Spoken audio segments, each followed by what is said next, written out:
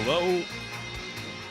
Hello and welcome to the Eastern Clash, where we just had Team FaceCheck, the number one seed out of the Taiwanese seed, able to take out Super Perfect Team, the number one seed out of China. To my left, though, we have Jaehao and Wolf here, and we're going to set our focus over to another Taiwanese team, Seoul Torturers, the number two seed out of the region, and they're going to be going up against L5, somebody that you know very well. Yeah, I think L5 is definitely the favorites here, but expectations are really high for Seoul Torturers. Obviously, they're replacing E-Star right now. They're not even the number one team for Taiwan, but now they're playing here in their home region and their home country with Taiwanese fans in the studio, so high pressure here. And L5 being the number two seed from Korea, historically they've done very well overseas, so going to be a tough one for Seoul Torturers for sure. Tough one indeed, but you got to look at L5. You know, defending BlizzCon champions, they fell short a little bit at the first Eastern Clash.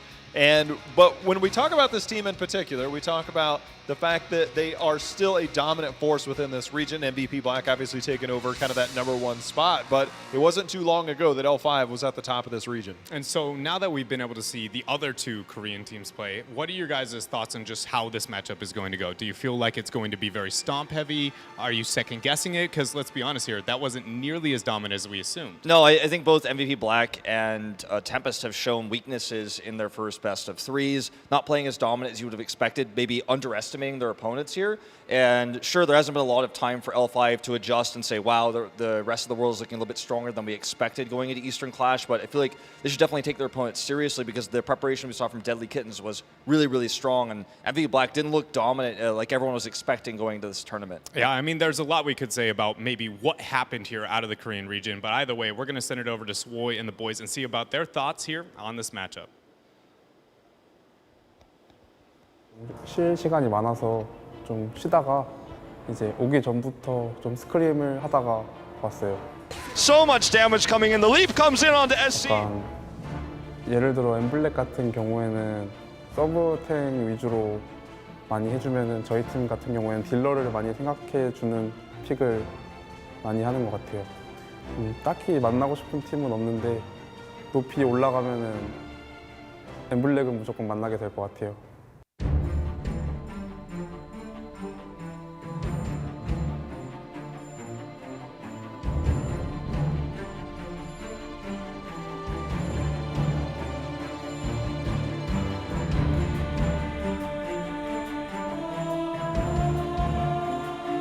SC there showing an absurd amount of confidence there, Jaehao, through that interview. We saw that from all the Korean teams before the tournament ended up starting, but L5 willing to put it on the line there in that video. Very confident indeed. And, you know, we saw SC in an interview at Midseason Brawl talking about how he loves the competition, getting to international events. He's got a rich history in terms of competitive gaming.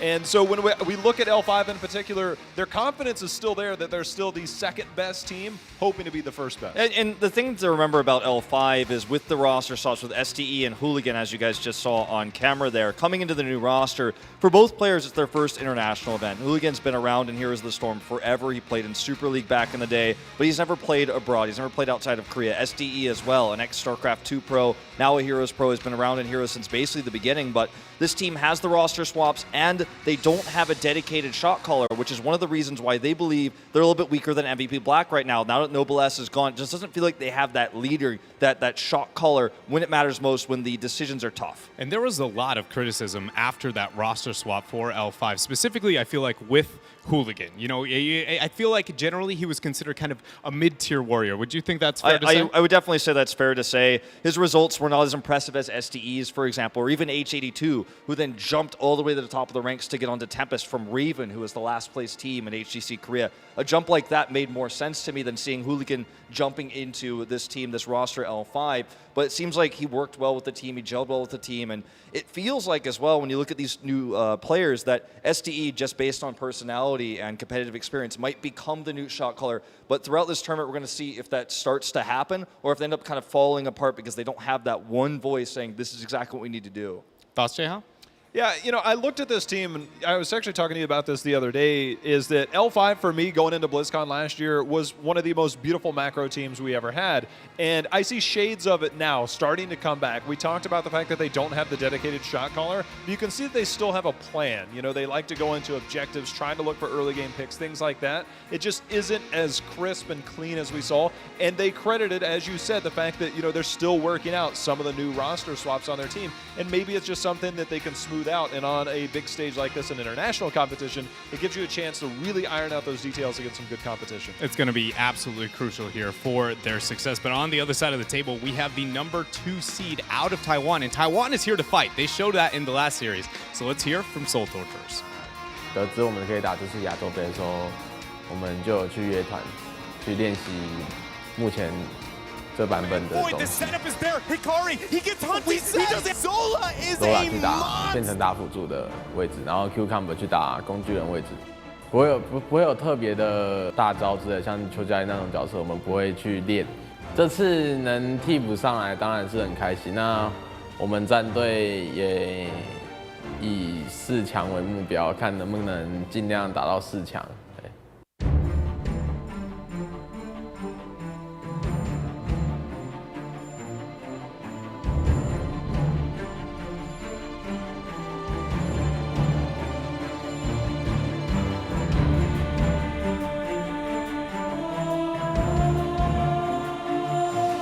Seoul Torturers here are looking to put up a name for themselves. This has been a region that has been constantly clawing at the rest of the world and always moving upward. Do we expect that continuous trend here even at the Eastern Clash? I feel like there's a lot to be said for the swaps they're making, right? So them playing back on the support, it's going to be Cucumber on the flex. So making these changes very much right before this tournament. And these are players that are famous that have played in so many international events. Zola, God Dog, Scroll, these players that you've seen even back in 2016 at the end of the year, players that carried on Scroll's ETC, God Dog's DPS, really looking really strong. And you have to expect this team is going to at least bring in, with this sort of swap here, Zola onto the support again, some fire. And I think the preparation is going to be quite high. Yeah, and look at here on the camera. We've got Zola. There is no Penguin, and I think that's something everybody at home is probably wondering. Where is the Penguin here for Zola? We got to interview him, and he actually admitted he lost the Penguin. Not once. We actually talked to him mid-season. We said, did you bring it? He said, yes, I lost it. I had to buy another one. Dredd, he said he lost a second one, and he couldn't find a replacement because he said he couldn't find one that was cute enough. Then I'm going to go ahead and ask the tough question here. If the power is in the Penguin, how, in fact, is Seoul Torturers going to be able to take out L5 Penguinless? It's going to be tough, man. It is going to be tough. I mean, obviously, we see Zola moving over, but, one of the things that really stood out to me the most, I think this has to be one of the most highlighted things that when we look back at where L5, when things started to stumble like that. Eastern Clash back in March was something that we all covered, just a handful of months ago. And we saw MVP Black really take it to L5, and it was something that I had noticed leading into that, and it's something that Dredd highlighted that I think that can never be understated, is the fact that MVP Black made L5 uncomfortable. They took the fight to them. Instead of letting L5 play that macro style focused, MVP Black's just like, well, what if we don't let you because we're going to come fight you, and there's nothing you can do about it because we're here, and this is what we do. And I think that's something that maybe other regions or teams that are trying to look to throw things off, like Deadly Kittens did earlier against MVP Black, is to make them uncomfortable doing something. If you know you're the underdog, try and find another way to tackle that beast. I feel like Korea as a whole has been a region that if you can beat them into the draft, you might be able to get into their mentality enough to be able to shake them in game. But it almost always has to start with the draft, Wolf. Yeah, I mean, when you talk about Korean teams, historically, they've found the meta they believe is the strongest. And even if other regions shake up their meta in an international event, they fail to adapt early on in a tournament. It's usually only towards the playoffs or the later stage of the tournament, not in group stages or, of course, in our very start of the tournament here for L5, that they really adapt. We've seen kind of the shadows of this so far with MVP Black and Tempest not necessarily wanting to play the exact double support meta we've seen in the West, trying to stick with their hyper carry meta. We'll see if this continues throughout this tournament or if they'll adopt that more Lunara heavy style, because L5 has been known to draft so much Vala right now.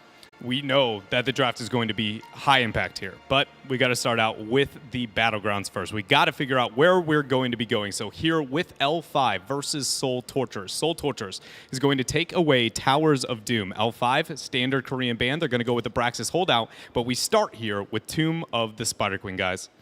Going to be aggression for sure coming out from this very small battleground.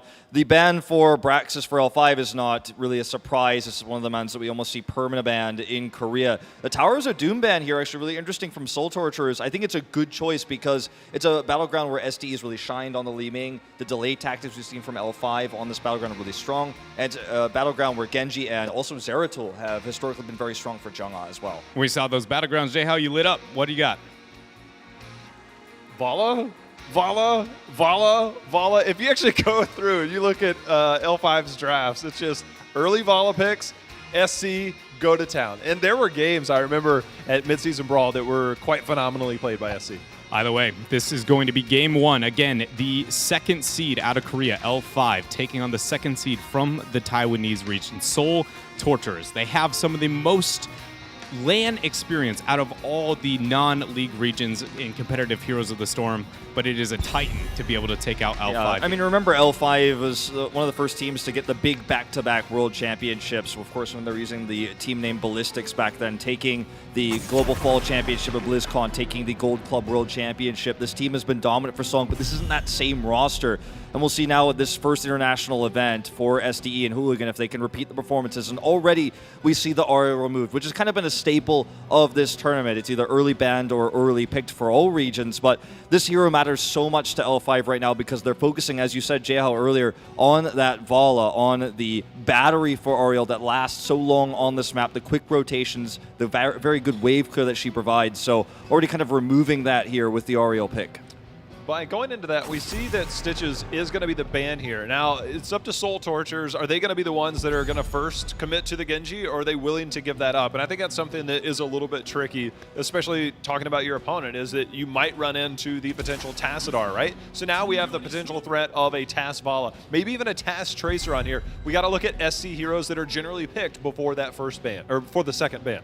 Yeah, the Vala into the Genji is definitely something we could still see. The Q build is usually how it's done when it's not actually the double support Vala if he's going to play it. But when we do see the Vala played in such a way in Korea, normally it's towards the end of the draft with a secondary DPS, not the solo DPS ranged carry Vala, if you will, quote unquote. So L5 wanted this Genji pick, and they definitely have an answer. You wouldn't ban the Stitches if you didn't think that the Genji was going to come out first, and we'll see what the response is going to be. It's going to be the Uther, so this is one variation of how to lock down the Genji. You want to use his point-click stun, his Hammer of Justice, to stop the Genji when he comes in and to try to lock him down. The Greymane, though, coming out, a very high priority here for L5. Do either one of you have any major indication as why they move it? I mean, we know the synergy exists between the two, but we talked about the Vala across the board for L5. Greymane is not the first hero that comes to mind when I think of L5.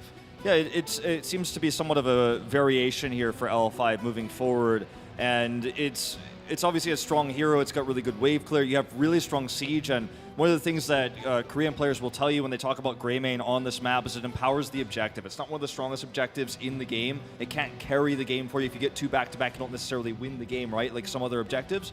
So the sieging power, the range of Greymane, the wave clear, the cap clear potential, these are reasons why Greymane is picked up here. And of course, Uther does empower him. We may even see, if we see the Tyrael later on, that Wizened Duelist.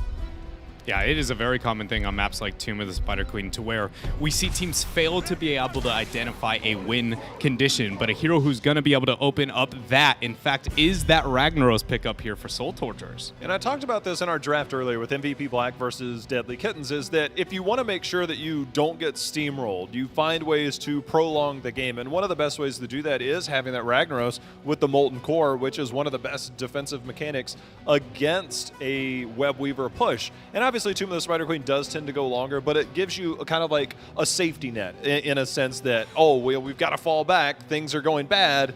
You can protect one lane, defend another, and then hope to fight in one lane. Yeah, and I wonder what the ban is going to be here for L5. Traditionally, in a situation like this, you would assess the support play of your opponent's team. So, in HGC Korea, every different team has different supports they prioritize. So this would be where they're looking at Seoul Torturers. They've done the research. They say, okay, a little bit worried about the Malfurion, could possibly limit the mobility of Greymane, but more so the big silence, something they're more afraid of than the burst heal coming out from Rhaegar, which won't really help a Genji in the front lines that much. Doesn't have the massive advantage of having a large health pool like some dive heroes. And already Seoul Torturers is taking this into the way of looking at what Korea has shown us already today and saying, Tyrael with the Greymane, with the Uther, that invulnerability is a big problem. Let's not give him the opportunity to have that combo and go that Wizened Duelist way.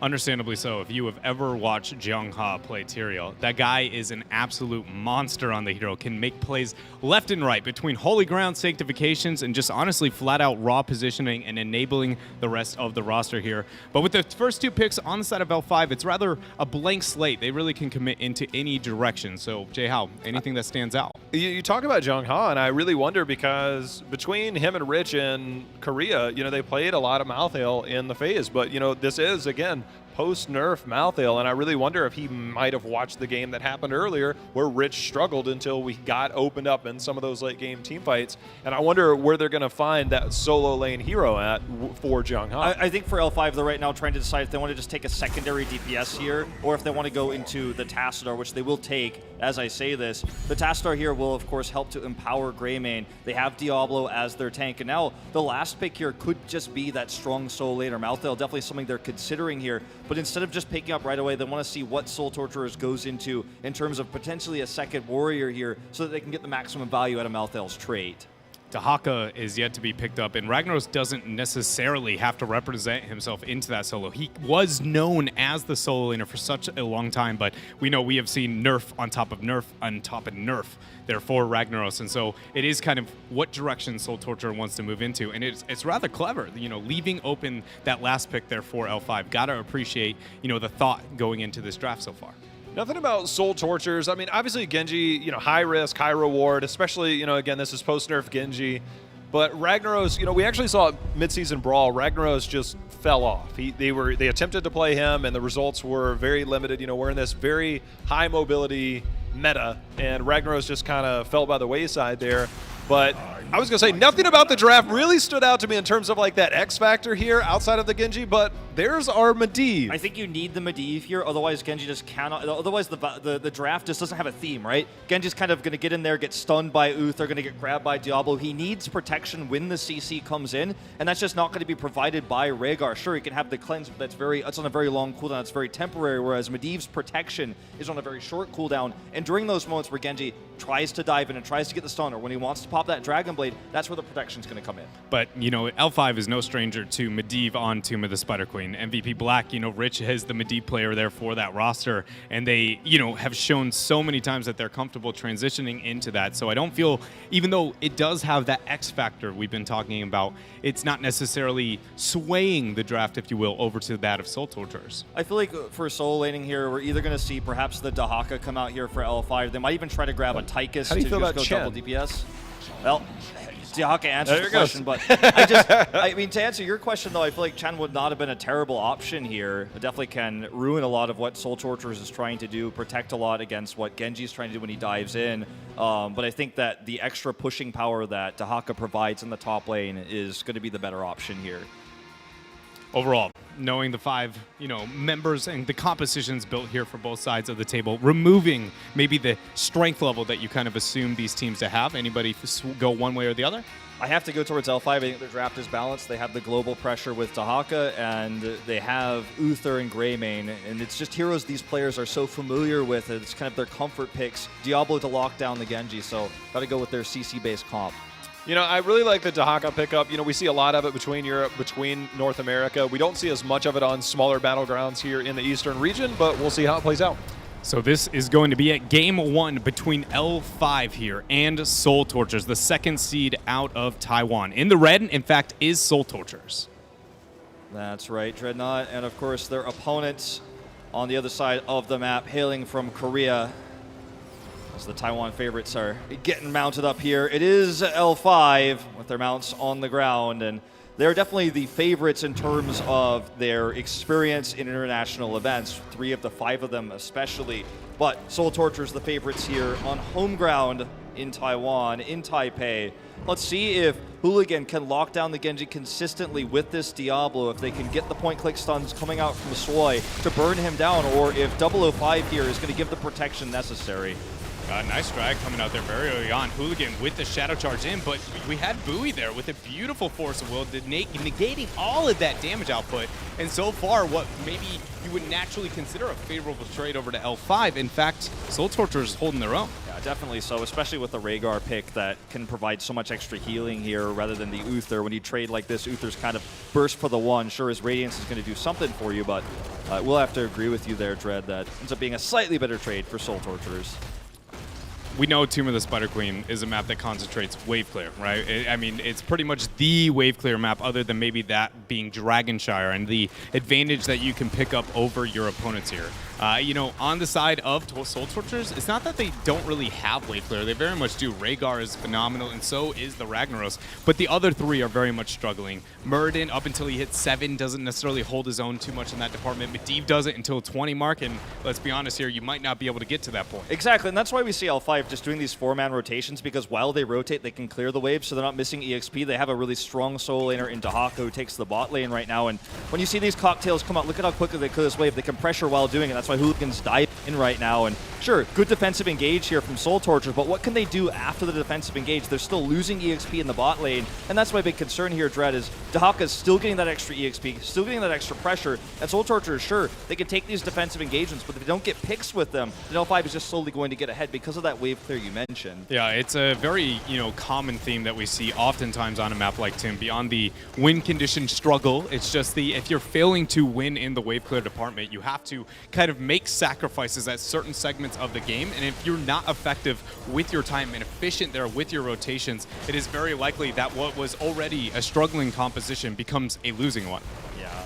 I mean, it's going to start to show a lot more as we get to the first Web Weaver turn-in, the second Web Weaver turn-in, but you can already see kind of the effects of this, right? Dahaka, when he rotated just for once, missed a wave for a moment, but he's getting that cleared now. And for L5, they don't have the advantage in Gems carry, but they do have the control of the lane, so they have the better turn-ins right now. Seoul Torturers needs to look for a pick, but it's so difficult against this Diablo composition. There's so much lockdown, as you can see here onto God Dog.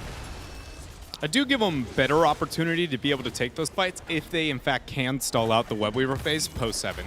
Then at least we have the Master's Touch coming online for the Medivh that allows them to get not only some of that CDR, but more importantly, the higher damage output there for Bowie. And, that's really necessary. They have a not damage-heavy composition, at least not until post-10. Ragnaros is unlikely to get the follow-up. Genji is there, yes, but he's not able to, take out a Diablo on his own. He needs that Medivh. That's right, and when he has Dragon Blade, the Medivh can help empower him, but he's still going to be affected by the crowd control coming out here from L5. So to make sure they can actually time the attacks with the cooldowns of L5's CCs, the tongue grab coming out from Dahaka, the point-click stun coming out, of course, from Uther. These things are going to be very important. So looks like they're going to try to counter-engage here. Good protection here, but will Zola get out? Looks like no, he will not. He's going to go down. He might not be the only one. Skrull barely gets out here. That's 24 gems. He does not want to go down, and he is Dwarf Tossless. He can't go past it. If the Flask is off cooldown, SCSC will get the kill. He throws it out and over the wall. There you go. That's how you do it. And now, so many gems lost. We knew that the carried gems, the gem possession was advantage Seoul Torturers, but now with these picks, 32 available here, God Dog is going to need to get out. It's got high mobility, so should be able to do so. But again, it's consistently L5 who gets the turn-ins first because of the wave clear we're talking about, those 4-man rotations. They have this first turn-in now. That's going to start to snowball their lead a little bit here, and Seoul Torturers don't even have the edge in terms of gems carried anymore because of those stats. Talk about a ridiculous trade-off there that Seoul Torturers has had to make left and right, but it's not going to stop here, Wolf. The fact that these Web Weavers are locking down here for L5, they have the experience advantage. We talked about the wave clear advantage. They've drained a lot of the ammo here. I mean, this is just going to be a tough spot for ST. Yeah, because of all the ammo being gone, as you said, clearing these is going to be so difficult. They don't have a lot of siege either. What is their siege here? Really, just a little bit of Ragnaros poke, and of course, Genji throwing out the shurikens that he can. Didn't even go into the shuriken mastery. This is going to be a tough hold. Well, LC is in a little bit of trouble here. Does use that Worgen form to try to armor up and get away, but he's very low. Does get get taken out here, so a little bit of an overextension perhaps for L5. And this is exactly what Seoul Torturers needed. Anything they can do to waste those first 50 gems that L5 has been able to turn in.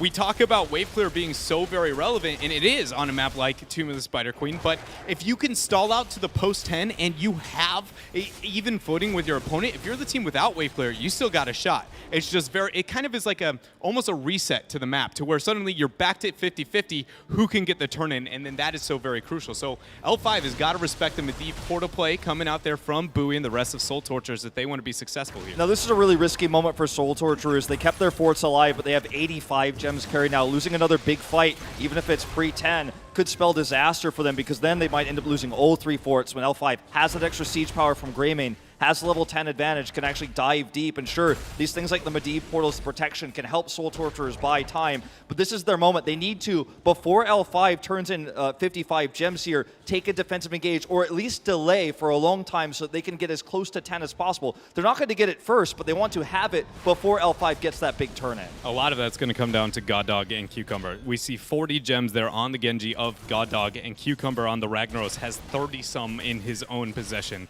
And it's very unlikely that L5 will be able to get the turn in immediately here with their 10 spike, as you see them still grasping for about 19 more. But the zoning is not going to be realistic here for Seoul Torturers, as they are seconds away from being down heroics. So much poke coming in here for SC to delay this as well, so they can have the 10s, they can dive in. Seoul Torturers should not be too aggressive trying to get their turn-ins. It's unfortunate, it's kind of a catch-22 for Seoul Torturers. They want to get the turn-ins, they're carrying so much, but they can't stick around, because if they do and try to risk the turn-in, they could lose so many gems. So they take the safer path here. Now the question is, can they buy enough time for about 10 more gems for L5 to pick up so they have their 10 so they can more reasonably deny? It's a tough ask, but I feel like that's what Seoul Torturers needs to accomplish here. I mean, your first thought is, well, you know, commit to a lot of members there. Maybe the Ragnaros go in and try and Molten Core and defend or something of the like. But the problem is there is a Genji with 40 and the Ragnaros having the 40 of his own. And nobody on the side of Seoul Torturers wants to move up. They all want to defend, but they're so afraid of losing the gems, because they know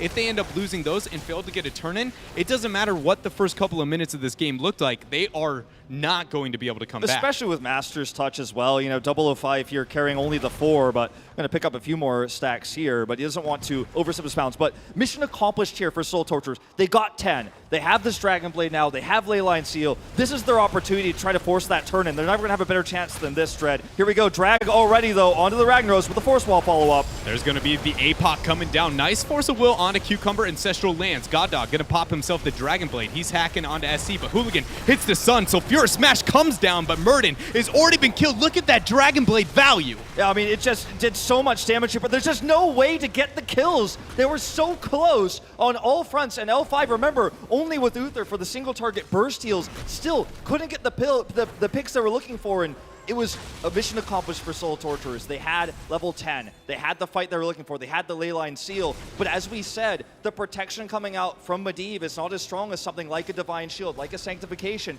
It doesn't stop the stuns coming out from Hooligan. And immediately, as soon as that Dragon Blade was popped, protection or no coming out from Medivh, he was grabbed, he was locked down, and this means L5 is going to get the back-to-back Webweaver turn-ins. Already mid-court is down. God Dog looking to get the punishment, though. Scroll, Dwarf Tossing, hitting a Stormbolt as well. The Molten Core is poking away onto SC, but Swoy is there with the heals. Two of the members moving through the portal, but until they get within Cyber Agility range, it is unlikely to get the pick up there. Burrow is going to be used, but this is just L5 using as little resources as they possibly can, get the disengage, wait for these web weavers, and now they're going to keep Seoul Torturers busy. Expect when that APOC and that Divine Storm to come back online, it is going to be an all-end brawl. Oh, absolutely. And during the time until then, 15 seconds on the APOC, they're just going to use the siege that SC can provide. Anyone standing behind that fort is even going to be damaged here. Here comes Scroll, though, for the flank. Hooligan uses him for mobility, though, turning this fight into a nice retreat. But a Leyline, it's a triple. That Sulfurous Smash perfectly hitting SC dead into the center. And that is why Seoul Torturers find themselves once again getting a kill. Webweavers through mid and top, though, doing work. Let's see what L5 decides to do here, trying to maybe get themselves a couple of dismounts. But in the end of that once again, Seoul Torturers able to punish L5 with their teamwork.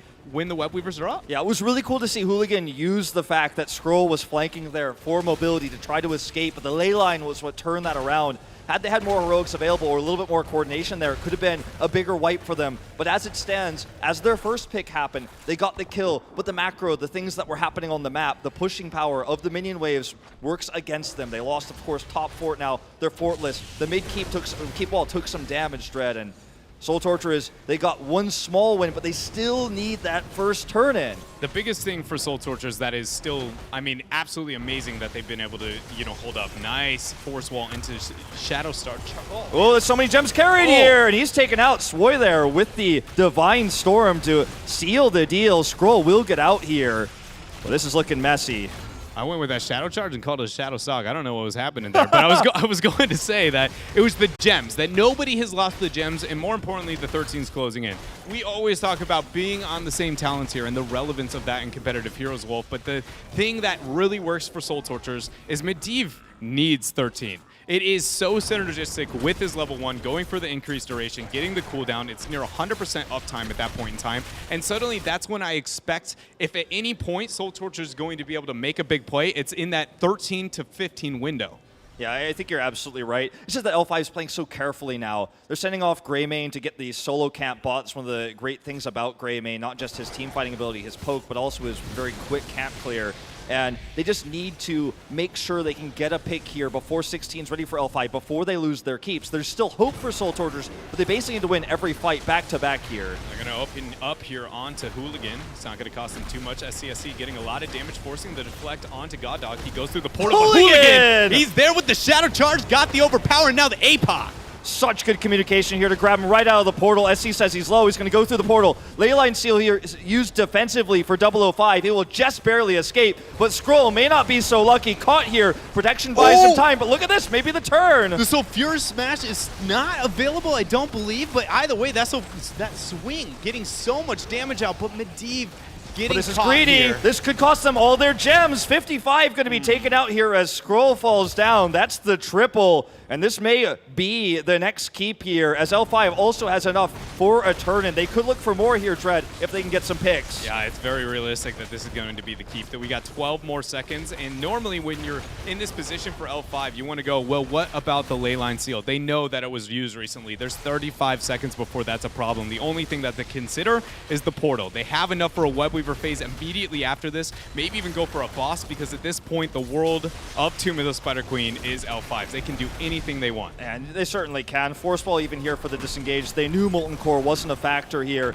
And this chase is one of the slowest ones of Heroes history. Seoul Torturers trying to find somebody, but L5 just cut their losses there. Got out, took a little bit of damage on the retreat, but they're not even willing to look for more, look for picks. They're going to just cut their losses with level 16 advantage. Okay, here's the portal engage, though. This time not as greedy, but 75 gems are held, Dreadnought. Yeah, beautiful pre-cleanse from Swoy, but too much damage is already put there onto Cucumber. He is the first to fall. Nice drag from Jung Ha. Another kill here as go for the throat, getting the procs. SC fighting away. Swoy got the kite on out, and even if he went down, remember, that's an Uther. He has the heals.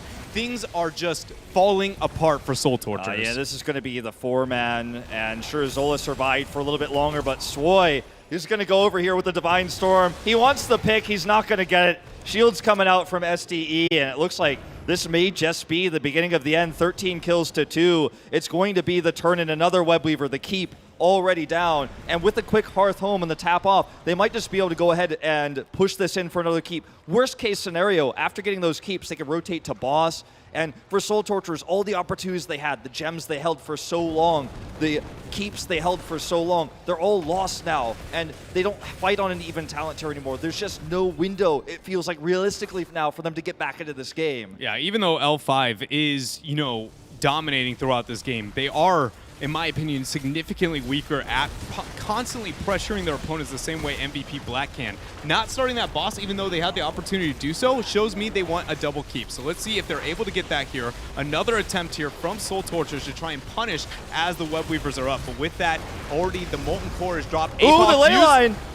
And as you said, the Molten Core is expired here. The Dragon Blade, how much damage can they get done with this? God Dog has to use the portal here. No pick. Swoy is so low. Now he's going to provide that extra healing. But if Uther's the first to fall, he's always got healing afterwards. It might not matter, though. SD getting caught out. Hooligan once again with that Shadow Charge, finding himself a kill. 005 makes it through the portal along with Zola by almost no HP, but in the end, it is 2-4-2. We are dead even as the core is taking damage on the side of Seoul taking Torturers. damage here from the catapults, and now they're just going to go ahead and take out this keep.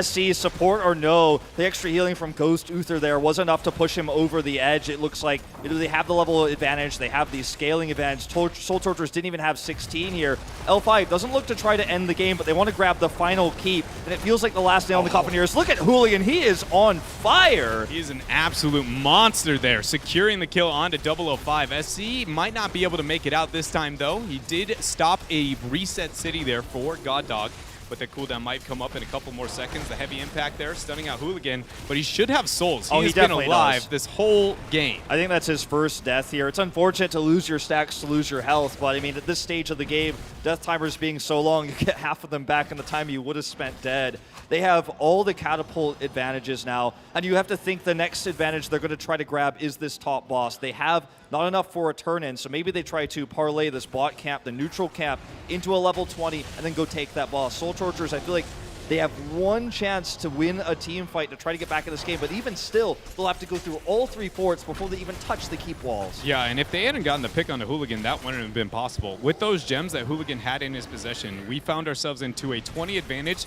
turn-in boss play that Seoul Torturers could not have stopped. And if they had attempted to do so, they were essentially asking for a miracle team fight. Granted, it is not necessarily even in this game at all. It is still very much the odds against them, but they just stopped what was, in my opinion, an unwinnable situation because Hooligan was caught.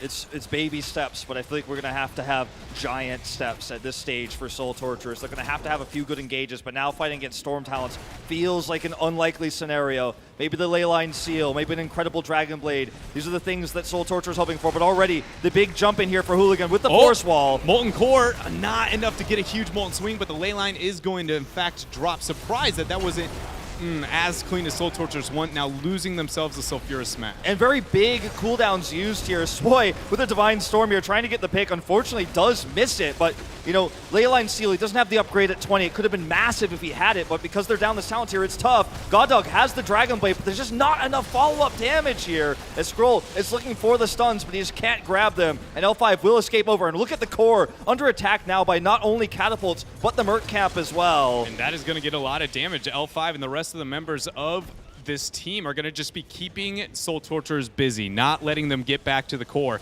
as it is whittling away. The 2 catapults on top are now going to find its way in. Nice stun there onto Skrull, suplex on over, and now this should be it as the core is taking so much damage. This is a comfort pick for Hooligan for all time in HGC Korea, and even going back as far as Super League, he has picked the Diablo over similar heroes. He likes it more than the ETC, and sure, granted, right now ETC is not the meta tank pick, but neither is Diablo per se against other options. He picks it here. He's been shutting down the mobility every time of God Dog on that Genji. We're seeing him get these incredible picks, the synergy we're seeing with the Force Wall. And in Hooligan's very first game, his very first international event here in Taiwan, he gets the comfort pick, and he is absolutely carrying with it here. And it looks like L5 is poised to just march to the core now and end this game with Boss in tow. At this point in time, I mean, even a Miracle Leyline Seal is not going to be enough to stop that 18-minute boss. There we go. We see it thrown down. Divine Storm's already going to be dropped.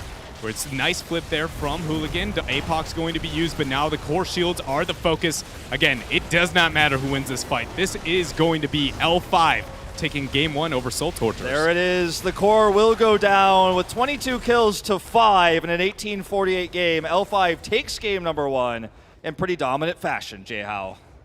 Yeah, I mean, that's exactly what I wanted to see out of L5, is that I wanted them to come out and make a statement. This is the L5 that we know, is that the thing that surprised me the most was the map pick. I talked about how they love to play a macro game, but they played a smaller battleground, which does have very interesting macro intricacies, but at the same time, like, they showed pretty dominant team fighting. I feel like it goes back to they wanted to bait the Genji pick. They left it open. It comes out first. They put Hooligan on the Diablo, who's very confident, clearly, in dealing with this Genji. He rotates around the map. They have the better wave clear. And the map pick, maybe it's an odd one for L5, but they made it work with the draft they chose. But we also have to consider that, you know, we've seen time and time again SC with the Genji, and we know how he's just dashing all over the map, just killing absolutely everyone. If you've never played against that, I don't care what map I'm on. I am going, I do not want to lose to this guy on this hero. And so I do agree with you. Clever drafting coming out from L5, but we also have to consider